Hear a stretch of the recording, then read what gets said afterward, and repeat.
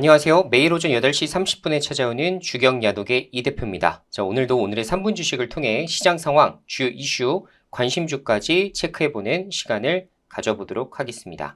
자, 먼저 미국 시장입니다. 자, 다우지수가 1.4% 상승, 나스닥 지수가 1.4% 정도 또 상승이 나왔습니다. 자, FOMC 코멘트에 시장이 환호하면서 이제 급등하는 모습들이 펼쳐졌는데요. 제가 뒤 페이지에서 조금 더 자세하게 말씀을 좀 드려보도록 하겠고요.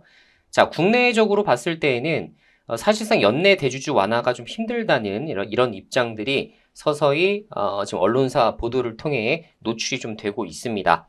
따라서 그 부분에 대한 기대감은 조금 내려놓으셔야 되는 때가 다시 온 것 같다라고 생각이 좀 되고요. 자, 어쨌든 1월 랠리 과정에서 저희가 이런 부분을 제외한다 하더라도 그래도 1월 달에 다시 한번 대주주 완화에 따른 이런 부분에 따른 회피 물량에 따른 다시 매수세가 재유입될 수가 있기 때문에 거기에 대해서는 좀 긍정적으로 보셔야 될 것 같습니다.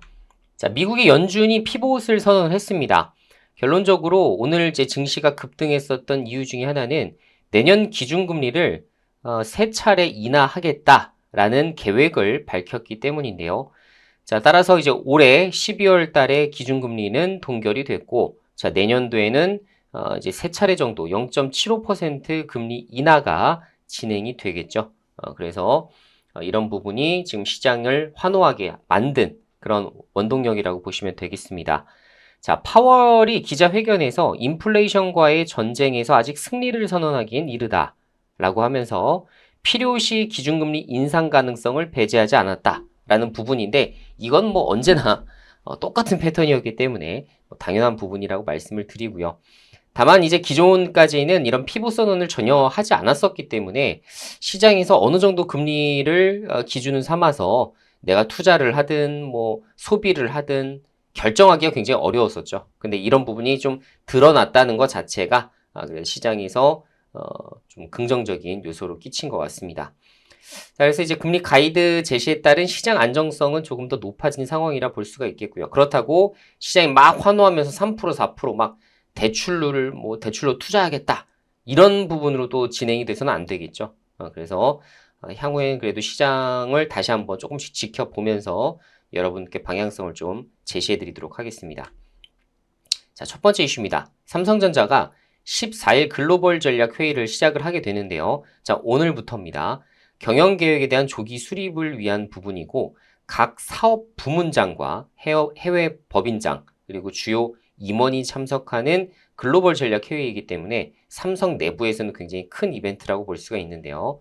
자, 일단 먼저 DX 디바이스 경험이죠. 디바이스 경험과 모바일 부문을 시작으로 15일부터 이제 영상 디스플레이로 넘어가는 부분인데요. 가장 중요한 건 뭐겠습니까? 결론적으로 디바이스 경험, 모바일 부문 이 이벤트와 그 다음에 반도체 부분 19일날 열리는 반도체 부분이 되겠죠.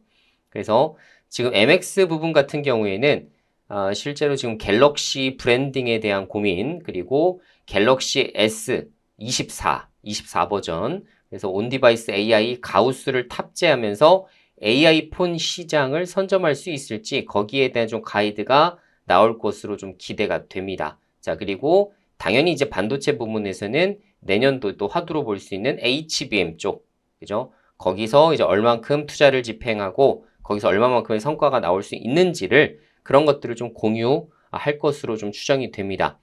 자, 일단 가장 먼저 돌아올 수 있는 건 이제 가우스 탑재죠. 가우스 탑재. 그래서 거기에 해당되는 또 수혜주로 볼 수 있는 코맥스 플리토 요 종목 정도 그리고 HBM 쪽으로 볼 수 있는 한미반도체 PSK홀딩스 그동안에 그래도 대장주 역할을 좀 수행했었던 놈들 그리고 지금은 조금 다른 쪽 때문에 좀 잊혀졌었던 이런 종목들을 다시 한번 또 지켜보셔야 되는 그런 구간에 접어들지 않았나 이렇게 좀 판단을 해볼 수가 있겠네요.